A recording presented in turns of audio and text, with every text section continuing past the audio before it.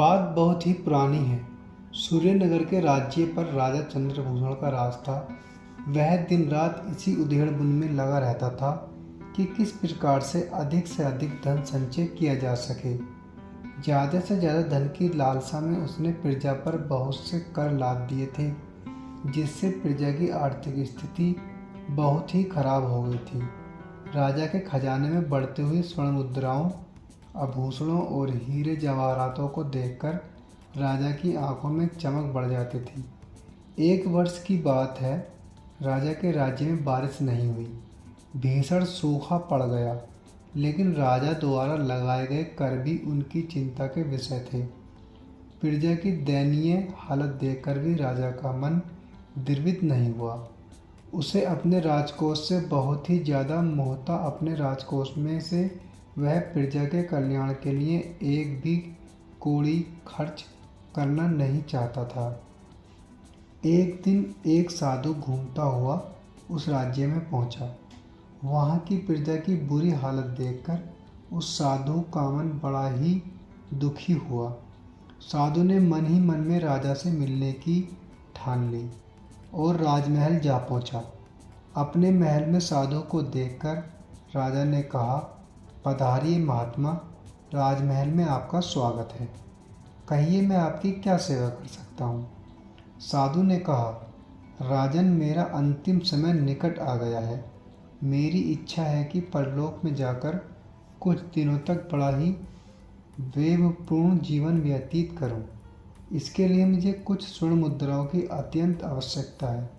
साधु की बात सुनकर राजा आश्चर्य में पड़ गया और बोला, महात्मा जी, आप तो ज्ञानी हैं। दुनिया को ज्ञान का दीपक दिखाकर अंधकार दूर करते हैं।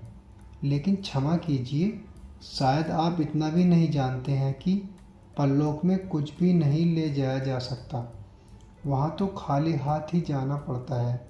साधु मुस्कुराया और बोला, आपकी बात बिल्कुल उचित है। परलोक में कोई भी प्राणी कुछ भी नहीं ले जाया जा सकता।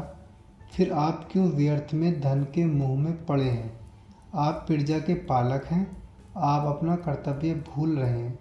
आपके राजकोष में जो धन पड़ा है वह प्रजा का है और प्रजा अकाल से पीड़ित है। वह भूख से मर रही है। यदि ऐसे समय में धन खर्च नहीं किया जाता तो उसका संचय करने से क्या लाभ है। साधु की बातें सुनकर राजा को बहुत ही शर्मिंदगी महसूस हुई और उसे अपनी गलती का एहसास हुआ। उसने लज्जित होकर कहा, क्षमा करें महात्मा, मुझसे ये बड़ा ही भयंकर अपराध हो गया है। मैं राजकोष में संचित धन का उपयोग प्रजा के कल्याण के लिए ही करूँगा। आपने मेरी आँखों पर पड़ा हुआ पर्दा अब हटा दिया है। इसके बाद साधु राजा के आशीर्वाद देकर वहाँ से चले गए। इस घटना के बाद से राजा का हृदय बिल्कुल ही परिवर्तित हो गया। अब वह हर हालत में अपनी प्रजा को सुखी देखना चाहता था। वह अपनी प्रजा का बहुत ही ख्याल रखने लगा। राजा के न्याय और उसके प्रशासन के चर्चे चारों ओर फैल गए।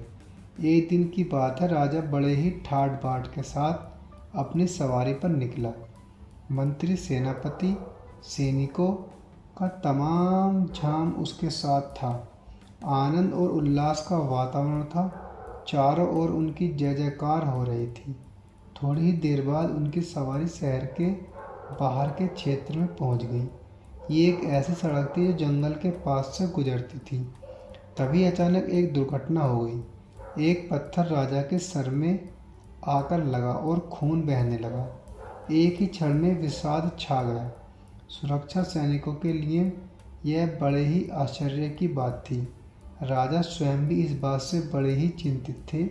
इसका कारण यह था कि राज्य के नागरिक अब उनका बहुत ही सम्मान करते थे। फिर यह घटना क्यों घटित हुई। राजा ने सुरक्षा कर्मियों को खोजबीन की जिम्मेदारी सौंपी। कुछ दिनों तक खोजबीन करने के बाद वे लोग अपराधी को पकड़कर अपने सामने ले आए और अपराधी को महाराज के सामने प्रस्तुत किया गया। तो महाराज के आश्चर्य की सीमा न रही, क्योंकि वह अपराधी एक विधवा स्त्री थी जो बहुत ही दयनीय हालत में थी। भय के कारण उसके मुंह से एक शब्द भी नहीं निकला और ना ही उसने राजा की ओर मुंह उठाकर देखा।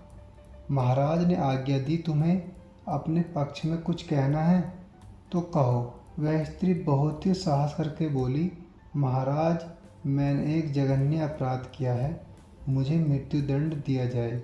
ये बात तो ठीक है कि स्त्री ने अपराध किया था, परंतु कोई भी ये समझ पाने में असमर्थ था कि आखिर इसके पीछे कारण क्या था। राजा ने बहुत ही नरम आवाज में उस स्त्री से पूछा, देवी, ये बताओ कि तुमने मुझे पत्थर क्यों मारा? मेरा अपराध क्या था जिसके लिए तुमने मुझे दंड दिया? महाराज के मुंह से ये बातें सुनकर वो स्त्री बिलख बिलख कर रोने लगी। बड़ी ही मुश्किल से शांत होने पर उसने कहा, महाराज, मुझे दंड दीजिए, मैं अपराधी हूँ। राजा ने कहा, दंड तो तुम्हें मिलेगा, परंतु पहले तुम्हें ये बताना होगा कि तुमने मुझे पत्थर क्यों मारा। उस स्त्री ने राजा के बारे में जैसा सुन रखा था उन्हें वैसा ही पाया। उसने साहस करके कहा, महाराज, मैंने अपने लोकप्रिय शासक के सिर पर पत्थर मारकर जघन्य अपराध किया है। यह सब अनायास ही हो गया। मेरा किसी को पत्थर मारने का इरादा नहीं था। मैं अभागिनी विधवा हूँ, मेरे 2 छोटे छोटे बच्चे हैं, आमदनी का कोई साधन नहीं है। जंगल में कंद मूल और फल खाकर हम लोग अपना पेट पालते हैं। बच्चों को भूख लगी थी। सामने बेर के पेड़ पर बहुत से पके हुए बेर लगे थे। मैंने पत्थर मारकर तोड़ने का प्रयास किया। 1-2 बेर टूट भी गया। सोचा कि कुछ और तोड़ लूं। कभी एक पत्थर न जाने कैसे आपको लग गया। मुझे यह पता होता कि आपकी सवारी आ रही है तो कभी भी मैं ऐसा न करती।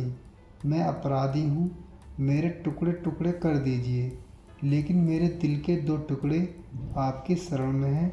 इनको माफ़ करके अपनी शरण में रखने की कृपा करें। न्यायप्रिय राजा बहुत ही सोच में पड़ गए।